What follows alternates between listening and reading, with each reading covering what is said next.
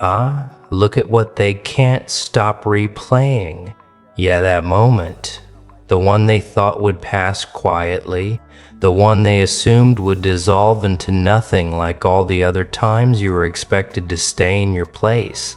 The one where the room was supposed to move on without resistance, without interruption, without friction. You were meant to remain the unspoken name, the convenient silence, the easy omission. But something happened, didn't it? Something shifted. Something snapped into place so cleanly, so decisively, so completely out of alignment with their expectations that it sent a shock through the entire structure they thought they controlled. And now they're asking questions they were never supposed to ask.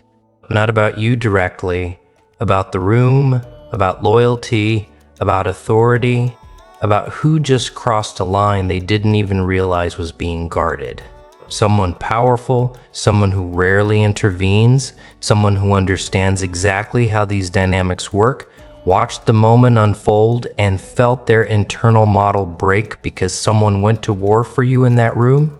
Not loudly, not emotionally, not impulsively, calmly, deliberately, with precision.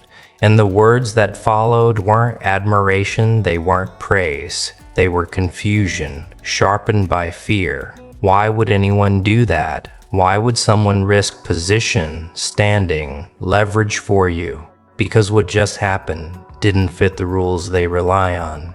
It didn't fit the hierarchy they enforce. It didn't fit the quiet agreement that certain people are safe to overlook, safe to diminish, safe to sacrifice without consequence. You see, they had you mapped out, didn't they? Your role, your ceiling, your relevance. They knew where you belonged in the room, which was nowhere that mattered. They thought your silence meant acceptance.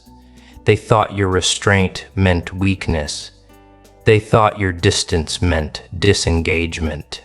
They thought they understood the limits of how much weight your name could carry when spoken aloud. And for a long time, maybe you let them think that.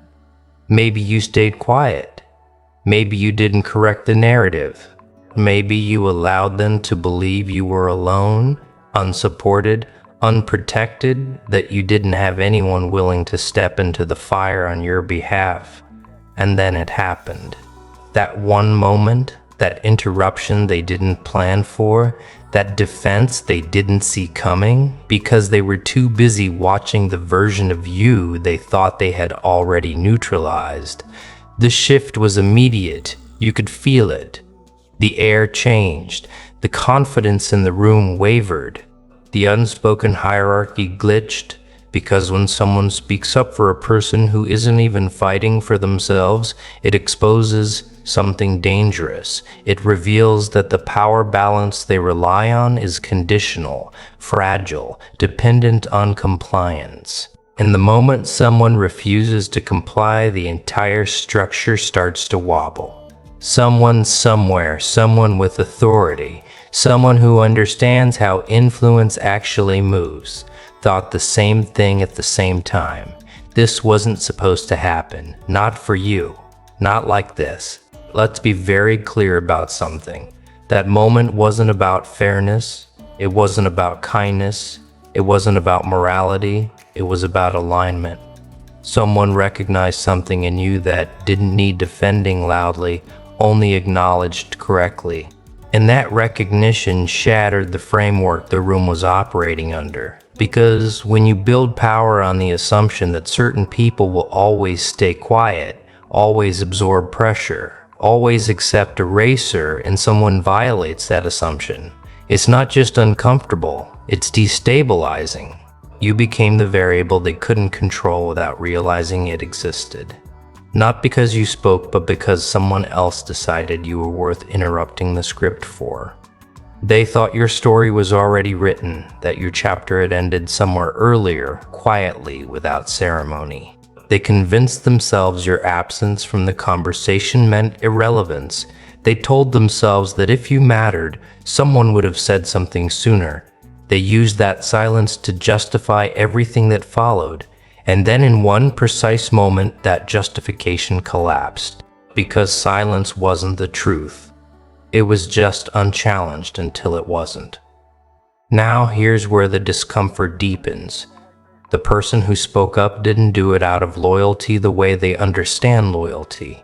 It wasn't tribal, it wasn't emotional, it wasn't personal history. It was recognition of trajectory, of pattern, of something that doesn't announce itself early but becomes obvious to those who know how to read rooms properly. That's what really unsettles them, because if that person saw it, others might have too. And if others saw it, then the assumption that you were safe to dismiss was wrong long before that moment. They're retracing conversations now, replaying side glances, reinterpreting pauses, trying to locate the exact point where the balance tipped without them noticing. Because power hates being surprised, especially when the surprise comes not from rebellion, but from realignment. You didn't storm the room, you didn't force a confrontation, you let gravity do the work. You let the truth surface on its own timeline. And when it did, someone else took responsibility for acknowledging it. That's the part they can't neutralize. If you had defended yourself, they could frame it as ego. If you had argued, they could call it insecurity. If you had demanded respect, they could paint you as difficult, but you didn't. Someone else did the speaking.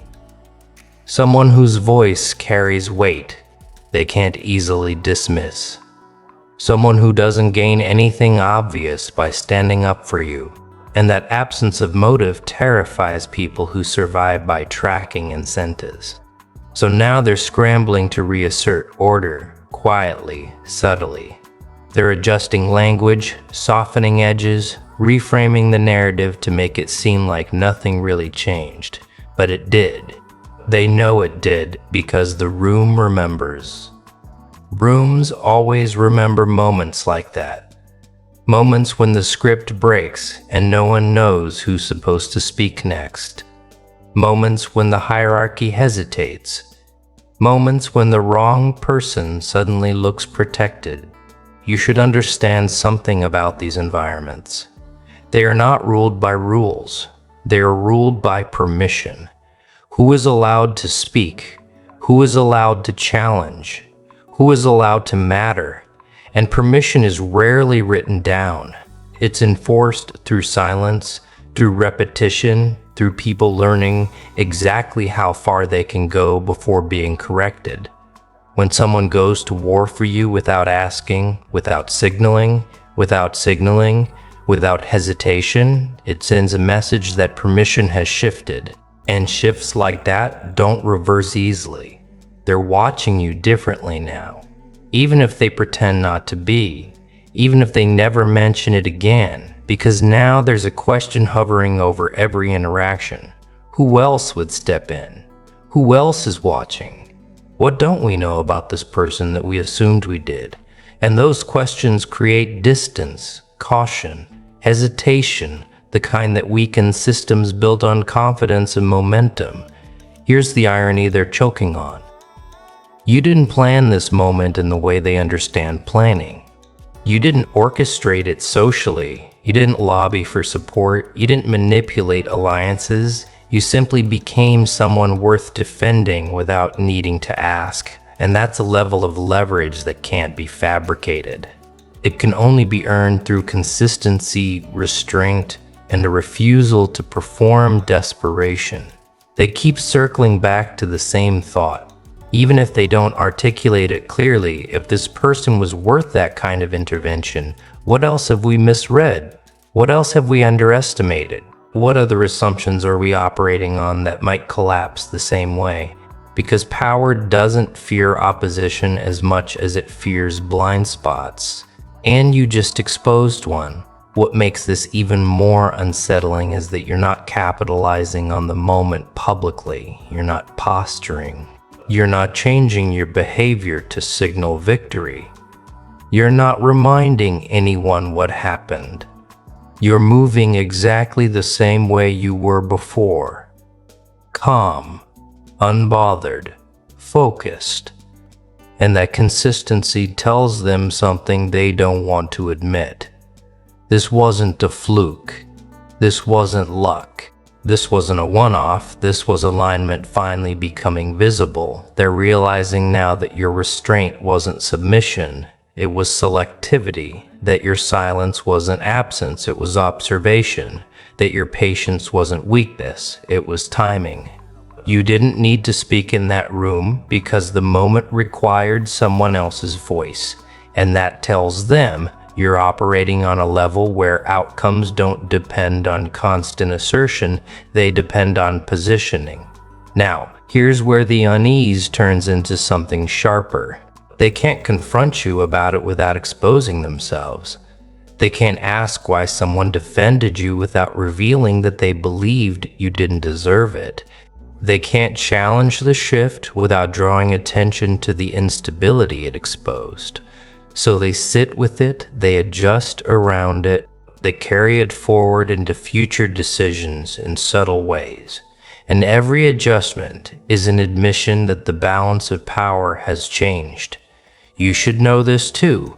When someone goes to war for you in a room like that, it's never just about the past. It's about the future. It's about trajectories colliding. It's about recognizing who will matter later and choosing sides before it becomes obvious to everyone else. Someone made that choice, quietly, publicly enough to be felt, and now the clock is ticking on a reality they can't stop from unfolding. Because moments like that don't fade, they echo. They influence how names are spoken, how opportunities are framed, how risks are calculated.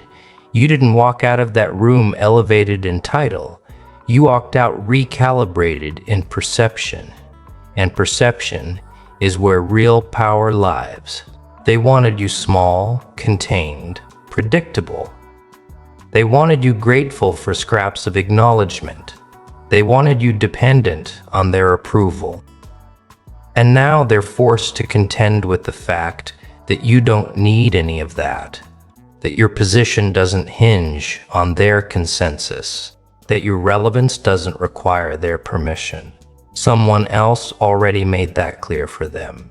And the most destabilizing part, this wasn't the climax. It was an early signal, a preview, a quiet confirmation that the structure they're relying on is already under strain. Because when one person is willing to step forward, others start reconsidering their silence. When one rule is broken without consequence, the rest start looking optional. And when one person is recognized as worth protecting, the story around them begins to change whether anyone wants it to or not.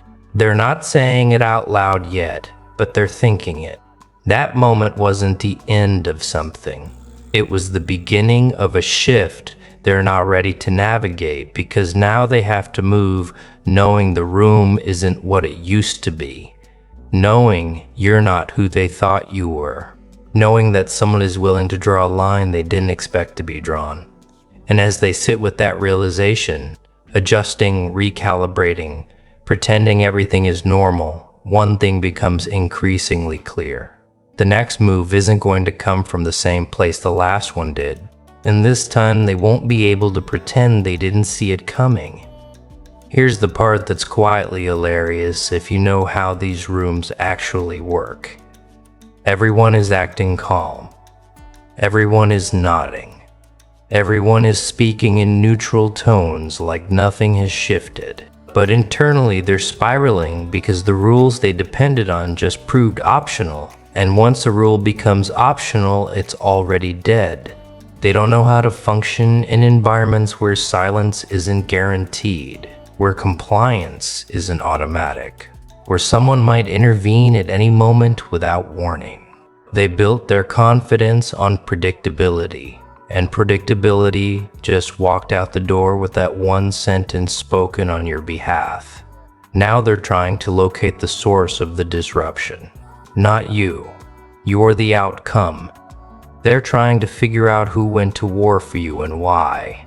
because power doesn't fear opposition nearly as much as it fears alliances it didn't authorize. The question bouncing around the room isn't, was that appropriate? It's who else would do that? And that question spreads fast. It infects decisions. It slows momentum. It turns every interaction into a risk assessment. Suddenly, people are choosing words more carefully, watching reactions, testing boundaries with half steps instead of full strides. They're also running a secondary calculation they'll never admit to. If someone was willing to step in like that, what does it say about you that they missed? What does it say about their judgment, their perception, their supposed ability to read the room? Because here's the uncomfortable truth they're brushing up against. People don't go to war for liabilities. They don't stake credibility on someone they think is weak, unstable, or expendable. That defense wasn't charity. It was a signal. And signals like that ripple far beyond the moment itself. This is where the humor turns dark if you're paying attention. The same people who once dismissed you are now scrambling to position themselves closer to neutrality. Not support, not alliance. Neutrality, because neutrality feels safer when the ground is moving. They're not apologizing, they're not acknowledging the shift directly. They're just adjusting behavior in small, almost comical ways, slightly kinder tones, sudden interest, convenient amnesia about previous assumptions. It would be funny if it wasn't so predictable. And you're not reacting at all. That's the part that's driving them insane. You're not basking. You're not leveraging the moment socially. You're not changing how you show up to signal victory. You're not reminding anyone what happened. You're letting the silence do the work again. But this time, it's a different kind of silence. This one is heavy, charged, full of implications. It's the silence of someone who doesn't need to prove they're protected because the protection already revealed itself. They're starting to understand something they really don't like, that the defense didn't come from loyalty built over years of social grooming. It came from respect built through observation. Someone watched how you move, how you operate, how you don't collapse under pressure, how you don't perform insecurity for sympathy, how you don't beg for relevance. And they decided quietly that letting the room misread you any longer was inefficient. That's the kind of reasoning that terrifies people who rely on dominance through optics rather than substance. So now the room is haunted by a ghost question. If you weren't worth defending before, why are you now? And the only answer that makes sense is the one they don't want to face. You didn't suddenly become something, you always were. They just weren't paying attention because they were too busy managing appearances. That realization hits hard because it exposes a deeper flaw. Their system doesn't identify real leverage early. It identifies compliance. It identifies noise. It identifies people who perform importance loudly enough to be seen. You didn't do that. You let time do its thing. You let patterns reveal themselves. You let results accumulate quietly. And when the moment came, someone else recognized the value before the room could erase it again. That's not luck. That's inevitability, finally surfacing. And inevitability is impossible to argue with once it becomes visible. Now they're dealing with the fallout. Subtle, but real. Decisions are being second-guessed. Conversations are being revisited. People are wondering who's watching them the way that person watched you. Because if you slipped past their radar, who else might be doing the same? The room has lost its sense of omniscience, and that loss creates paranoia disguised as professionalism. There's also something else happening beneath the surface, something even more destabilizing. The defense wasn't emotional, it wasn't dramatic, it was clean. Almost boring. And boring disruptions are the worst kind. They don't give you something obvious to fight. You can't accuse it of bias or overreaction. You can't dismiss it as theatrics. It just sits there undeniable, like a data point that refuses to go away. And every time someone tries to move forward as if nothing happened, it's there in the background, quietly contradicting the old narrative. They're realizing now that the power dynamic didn't glitch because of you. It glitched because of what your presence forced someone else to acknowledge. And once that acknowledgement exists, the room can't return to pretending you're invisible. They can try. They will try, but it won't work the same way, because now invisibility would require active effort, and effort reveals intent. Here's where the chaotic part creeps in. They're starting to overcorrect. People who never noticed you before are suddenly hyper-aware. People who never spoke to you are suddenly polite. People who once dismissed your ideas are suddenly curious. It's awkward, transparent, almost embarrassing, like watching a system try to patch itself in real time while pretending nothing broke. And the more they tried to smooth it over, the more obvious the fracture becomes. You can feel the room stretching out, can't you? Trying to accommodate a reality it wasn't designed for, trying to hold you in a category that no longer fits. You're not the problem they managed. You're not the variable they minimized. You're something else now, in their perception. A risk, a wild card, a reminder that their control was never as absolute as they believed, and that realization doesn't inspire confidence, it inspires caution. What really rattles them is that the person who spoke up didn't need to explain themselves. They didn't justify their stance, they didn't soften the impact. They said what needed to be said and let it land. That kind of authority doesn't argue. It declares, and declarations shift gravity whether people like it or not. The room adjusted because it had to, not because it wanted to. Now imagine being someone who built their influence on being the loudest voice, the most confident presence, the unchallenged narrator.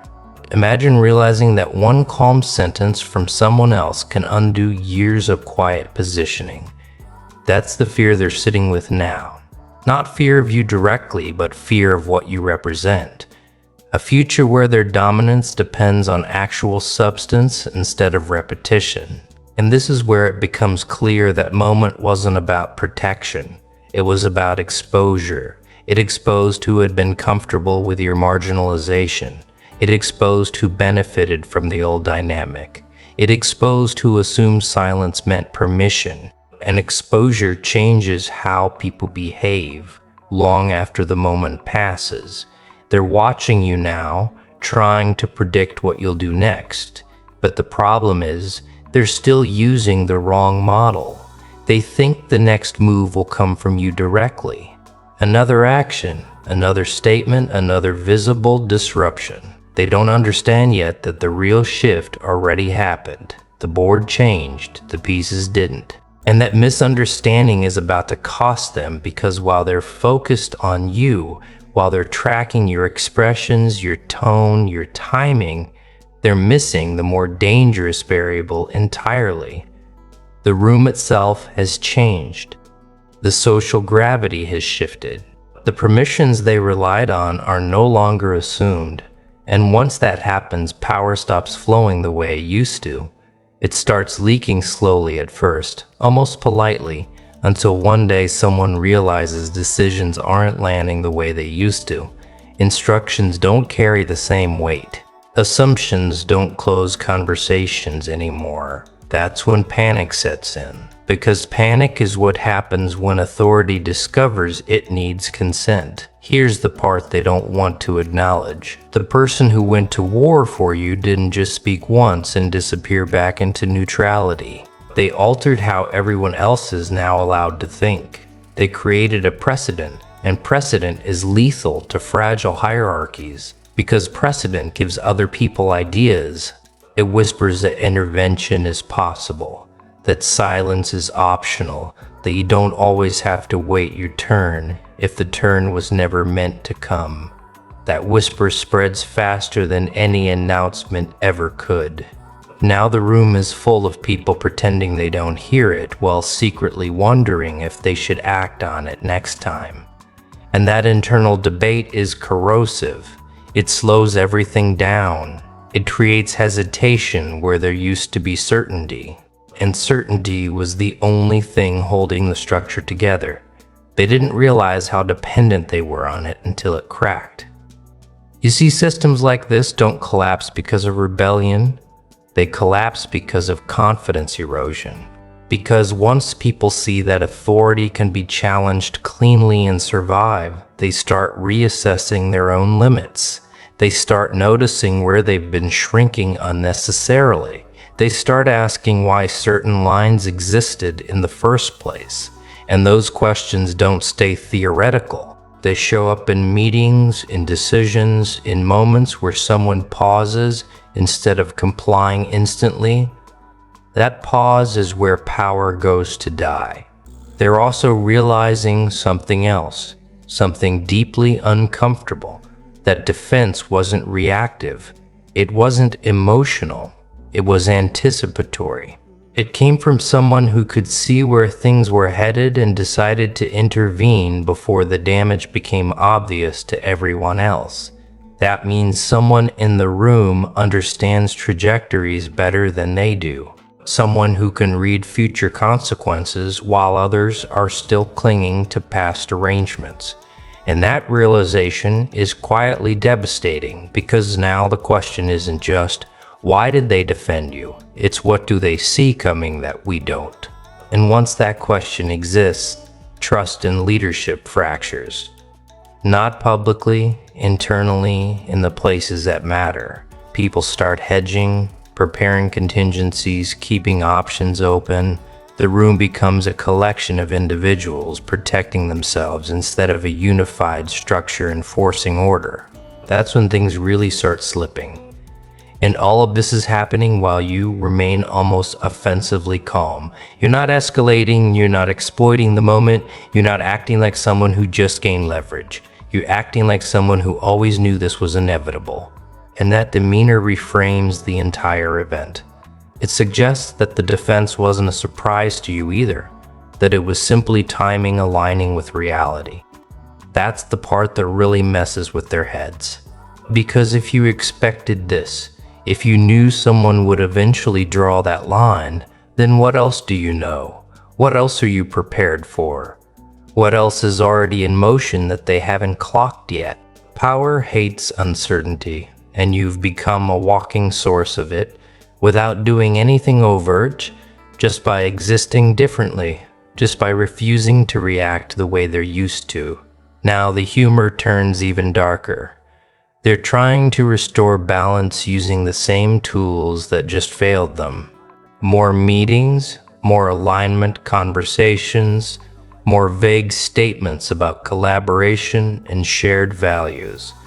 All of it feels hollow now because everyone remembers the moment when those values were ignored until someone decided they weren't optional anymore. The words don't land. They can't. The spell is broken. Pair's throat. They're also quietly monitoring the person who spoke up for you, watching their interactions, analyzing their tone, trying to determine whether that moment was a one-time anomaly or the start of a pattern. Because if it's a pattern, then the power map needs to be redrawn. And redrawing maps means admitting the old ones were wrong. People built careers on those maps. Egos, identities, entire self-concepts. That's not something they're eager to confront. So instead, they stall. They observe. They delay decisions. They hope momentum will return on its own. But momentum doesn't return after a moment like that. It either transforms or it collapses.